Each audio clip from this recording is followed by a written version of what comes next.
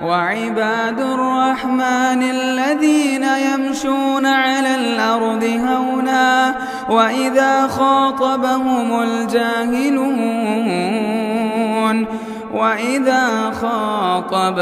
الجاهلون قالوا سلاما. السلام علیکم ورحمۃ اللہ وبرکاتہ. الحمد للہ رب العالمین والصلاة والسلام علی سید الانبیاء والمرسلین اما بعد. اللہم صلی علی محمد وعلی آل محمد کما صلیت علی ابراہیم وعلی آل ابراہیم انک حمید مجید. اللہم بارک علی محمد وعلی آل محمد کما بارکت علی ابراہیم وعلی آل ابراہیم انک حمید مجید. ابھی تک ہم لوگ سیرت النبی صلی اللہ علیہ وسلم پر یہ سن رہے تھے کہ بنو قریظہ پر اللہ کے نبی صلی اللہ علیہ وسلم نے جا کر کے ان کے قلعے میں حملہ کیا، جو کہ بنو قریظہ نبی صلی اللہ علیہ وسلم اور مسلمانوں کے لیے ان پر دشمنی مول رکھا تھا اور لڑائی کرنے کی پوری تیاری وہ لوگ کر چکے تھے. اس لیے اللہ کے نبی صلی اللہ علیہ وسلم کا ان پر وار کرنا اور ان کا محاصرہ کرنا ضروری تھا. اس میں مسلمانوں کو کامیابی ملی. اب اس کے بعد اللہ کے نبی صلی اللہ علیہ وسلم نے کچھ ایسے دستے اور ٹیم کو نبی صلی اللہ علیہ وسلم نے بھیجے تاکہ جو دشمن ہیں اور جہاں پر اسلام کی اس طرح سے کارروائی ہو رہی ہے وہاں پر وہ ڈر اور خوف دلایا جائے. اس کے لیے اللہ کے نبی صلی اللہ علیہ وسلم سے صحابہ کرام نے ایک شخص کی قتل کی اجازت مانگی اور اس سریہ کا نام ہے سلام بن ابی الحقیق. یہ اس کی کنیت جو ہے ابو رافع ہے. ایک یہودی تھا اور یہ نبی صلی اللہ علیہ وسلم کے اور مسلمانوں کے خلاف جنگ کے لیے لوگوں کو ابھارتا تھا اور پیسے وغیرہ بھی دیا کرتا تھا اور پیسے سے بھی مدد کیا کرتا تھا، اور خود نبی صلی اللہ علیہ وسلم کو بھی ابو رافع تکلیف پہنچایا کرتا تھا اور ایذا دیتا تھا. اللہ کے نبی صلی اللہ علیہ وسلم سے قبیلہ خزرج کے لوگوں نے کہا کہ اللہ کے رسول ہمیں اجازت دیجیے کہ ان کا قتل کیا جائے. تو آپ صلی اللہ علیہ وسلم نے اجازت دے دی اور نبی صلی اللہ علیہ وسلم نے ان کے قتل کے لیے 5 لوگوں کو بھیجے.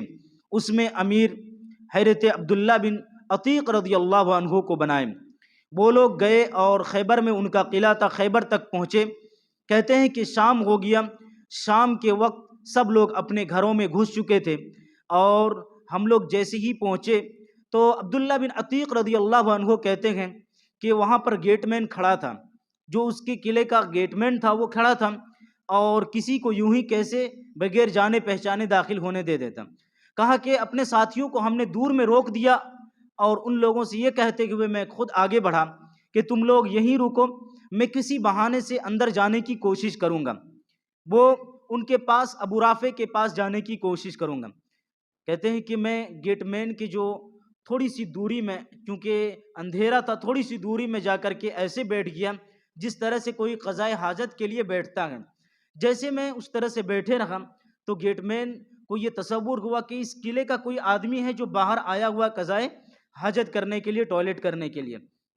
تو اس نے کہا اللہ کے بندو، گیٹ مین نے کہا کہ اللہ کے بندو جن کو بھی اندر آنا ہے آ جاؤ، ہم گیٹ کو بند کر رہے ہیں. تو حضرت عبداللہ بن عتیق نے کہا کہ بہت سنہرا موقع ہے اندر جانے کا. تو وہ کہتے ہیں کہ ہم فوراً اندر چل گئے اور گیٹ مین نے جو ہے دروازہ بند کر دیا اور دروازے کو بند کرنے کے بعد ایک جگہ انہوں نے چابی رکھ دی اور وہ بھی جا کر کے سو گیا. اور چونکہ ابو رافع یہودی جہاں رہتا تھا وہاں مجلس لگتی تھی اور ان کے ساتھ بہت سارے لوگ ہوا کرتے تھے. کہا کہ میں انتظار کرتا رہا کہ کیسے مجلس وہاں سے ہٹ جائے اور اس کے بعد ان تک میں پہنچوں. تو کہتے ہیں کہ گیٹ مین چونکہ وہاں پر چابی رکھ کر کے سو گیا تو میں نے اس چابی کو لے کر کے گیٹ کو کھول دیا تاکہ باہر نکلنے کا راستہ صاف رہے. اور اس کے بعد جو ہے جیسے ابو رافع یہودی کے پاس سے مجلس ختم ہو گئی اور وہ چلے گئے وہاں سے، تو کہتے ہیں کہ میں ان کے دروازے کو اور ان کے روم تک جانے کی کوشش کیا. وہ کہتے ہیں کہ عبداللہ بن عتیق کہتے ہیں جس بھی کمرے میں گھستا تھا میں اندر سے جو ہے بند کر دیتا تھا کمرہ کو، تاکہ اگر کسی کو بھنک لگ جائے کہ میں آیا ہوں اور اسی میں ابو رافع ہوگا تو کم از کم میرا ایک مقصد اور کام تو پورا ہو جائے گا کہ ابو رافع کا قتل ہو جائے گا. تو کہتے ہیں کہ اس طرح سے میں بہت سارے کمرے میں گیا، لیکن جس میں وہ تھا اس میں ایک کمرے میں ان کے گھر والے اور فیملی بھی تھا. کہتے ہیں کہ اندھیرے میں گئے تھے, وہاں کوئی روشنی نہیں تھی. تو جیسے میں پہنچا تو ان پر جو ہے میں نے تلوار کی وار کی تو اس سے وہ چیخ اٹھا اور چلانے لگا.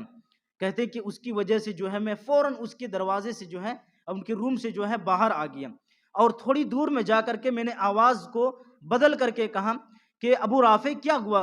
کہا کہ کسی نے مجھ پر جو ہے تلوار کے ذریعے سے حملہ کیا ہے. اس کو سمجھ میں نہیں آیا ابو رافع یہودی کو کہ عبداللہ بن عتیق جو دشمن ہے وہی بول رہا ہے. تو عبداللہ بن عتیق کہتے ہیں کہ میں نے جیسے بھانپ لیا کہ وہ وہاں پر ہے تو پھر سے میں نے اس پر وار کیا اور انہیں قتل کیا. پھر کہتے ہیں کہ ہم اس یقین کو اپنے اندر لانے کے لیے کہ اس کی موت کا خبر جو ہے کیسے اعلان کیا جائے, جب تک اعلان نہ ہو تب تک میں نہیں جاؤں گا. کہتے ہیں جب ان کے دروازے سے جو ہے میں باہر آنے لگا تو ایک کھڑکی کے باہر سے میں اپنے قدم کو رکھ دیا اور سمجھا کہ میں نیچے آ چکا ہوں. لیکن چونکہ ابھی وہ کھڑکی تھی تو جیسے میں نے اپنے قدم کو اس کھڑکی سے آگے بڑھایا تو میں نیچے گر پڑا اور جو ہے پاؤں کی جو ہڈی ہے وہ سرک گئی. تو اس کے بعد کہا کہ اس تکلیف کے ہونے کے باوجود بھی اپنے امامہ کو باندھ لیا اپنے پاؤں میں, اور میں انتظار کرتے رہا کہ اس کی موت کی خبر کب آ جائے, اس کے بعد میں جاؤں گا. صبح ہونے کے بعد کہتے ہیں کہ ان کے موت کی خبر دیا, اور اس کے بعد مجھے یقین ہو گیا. اپنے ساتھیوں کو کہا کہ چلو اب وہ کیفر کردار کو پہنچ چکا ہے. اس کے بعد جو ہے ہم لوگ وہاں سے واپس آئے, نبی صلی اللہ علیہ وسلم کو سب کچھ واقعہ بتایا. اللہ کے نبی صلی اللہ علیہ وسلم نے ہمارے پاؤں کو لیے اور اس کے بعد اپنے دستے مبارک کو ایسے پھیرے.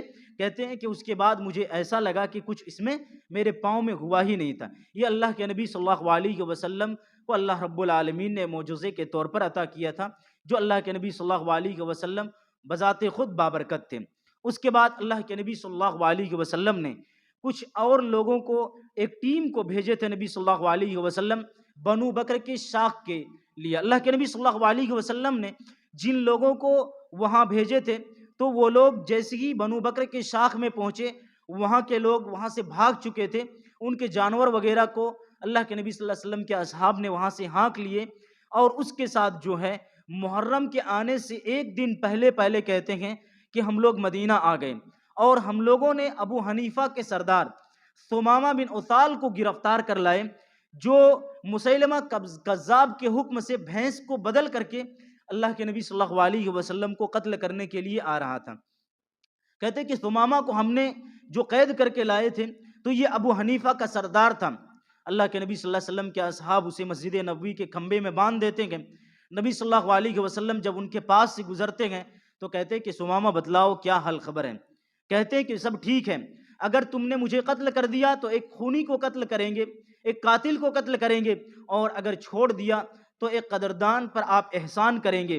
اور کہا کہ اگر مال و دولت چاہتے ہیں تو جو مانگیں گے آپ کو ہم دینے کے لیے تیار. قوم کا سردار تھا, کہا کہ جو مانگیں گے دینے کے لیے تیار تھا. ذرا غور کریے گا انہوں نے کیا کیا ڈیمانڈ کیے تھے اور کیسی کیسی باتیں کی تھی. پہلی بات کہا کہ سب ٹھیک ہیں. کہا کہ اگر قتل کر دیں گے تو ہم آپ کو قتل کرنے کے لیے آئے تھے تو ہم یہ سمجھیں گے کہ آپ نے ایک قاتل کو قتل کر دیے. اگر آپ احسان کرتے ہیں تو یہ قدردان پر آپ احسان کرتے ہیں. پھر کہا کہ اگر آپ مال چاہتے ہیں تو مال دینے کے لیے تیار ہیں. اللہ کے نبی صلی اللہ علیہ وسلم نے اسی حالت میں ثمامہ کو چھوڑ دیے. پھر دوسرے دن آئے کہ ثمامہ کیا حال خبر ہے, تو پھر وہی بات انہوں نے کہا کہ سب ٹھیک ہے. اس کے بعد اللہ کے نبی صلی اللہ علیہ وسلم نے کہا کہ ثمامہ کو آزاد کر دو, چھوڑ دو. جیسے ایک کھجور کے باغ کے پاس ثمامہ رضی اللہ عنہ گئے اور وہ جا کر کے وہاں سے غسل کرتے ہیں, اور غسل کر کے آ کر کے اللہ کے نبی صلی اللہ علیہ وسلم کے ہاتھوں اسلام قبول کرتے ہیں. پھر کہتے ہیں کہ اللہ کے نبی صلی اللہ علیہ وسلم آج سے پہلے ہم جب بھی آپ کے چہرے کو سنتے تھے یا دیکھتے تھے تو آپ کے چہرے جو ہے دنیا کے سب سے بدترین چہرہ آپ کا نظر آتا تھا, لیکن آج جو ہے دنیا کے چہروں میں سب سے پسندیدہ چہرہ آپ کا نظر آتا ہے. پھر کہتے ہیں کہ جس دین کے بارے میں ہم سنتے تھے, جس دین کے بارے میں ہم پڑھتے تھے, وہ دین ان دینوں میں, ان ادیان میں سب سے بدترین دین دین اسلام لگتا تھا, لیکن آج مجھے سب سے محبوب اور پسندیدہ دین دین اسلام لگ رہا ہے. یہاں پر غور کرنے کی بات یہ ہے کہ ثمامہ رضی اللہ عنہ نے تو یہ نہیں ڈیمانڈ کیا تھا کہ آپ ہم کو چھوڑ دیجئے ہم اسلام قبول کر لیں گے. اس کی وجہ سے تو اللہ کے نبی صلی اللہ علیہ وسلم نہیں چھوڑے تھے. غور کرنے کی بات ہے کہ آخر ثمامہ رضی اللہ عنہ کیوں اسلام قبول کیے؟ اللہ کے نبی صلی اللہ علیہ وسلم مسجد نبوی کے کھمبے میں باندھ دیے گئے.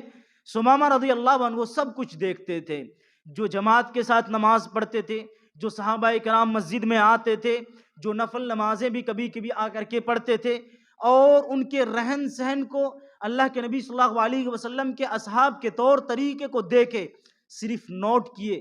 من جملہ تمام باتوں کا خلاصہ ایک لفظوں میں کہہ لیجئے کہ مسلمانوں اور اصحاب کے نبی صلی اللہ علیہ وسلم اور آپ کے اصحاب کے اخلاق کو دیکھیں اور آ کر کے کہتے کہ ہم اسلام قبول کرتے ہیں. ضرورت ہے، آج ضرورت ہے اس بات کی کہ اس مسجد میں بھی، مساجد میں بھی اخلاق کو بنائے رکھیں. اور ضرورت اس بات کی ہے کہ یہاں سے نکلنے کے بعد بزنس ہو، کاروبار ہو، لوگوں سے ملنے کے بعد ہو، بازاروں میں جہاں کہیں بھی ہو، ایک مسلمان ہونے کے ناطے اپنے کردار کو دکھانے کی ضرورت ہے، اپنے اخلاق کو پیش کرنے کی ضرورت ہے. اخلاق سے بہت بڑے بڑے دشمنوں نے اسلام قبول کیا ہے، بہت سارے لوگوں نے اسلام قبول کیا ہے، جس کی ایک مثال ہمارے سامنے ثمامہ رضی اللہ عنہ ہیں. تو انہوں نے اسلام قبول کیا اور اس قدر کٹر بنے کہ جب وہ قریش کے پاس گیا، کہا وہ یمامہ سے تعلق رکھتے تو کہا کہ یمامہ سے ایک بھی بوند ہم گیہوں آنے نہیں دیں گے، ایک بھی پیس گیہوں آنے نہیں دیں گے.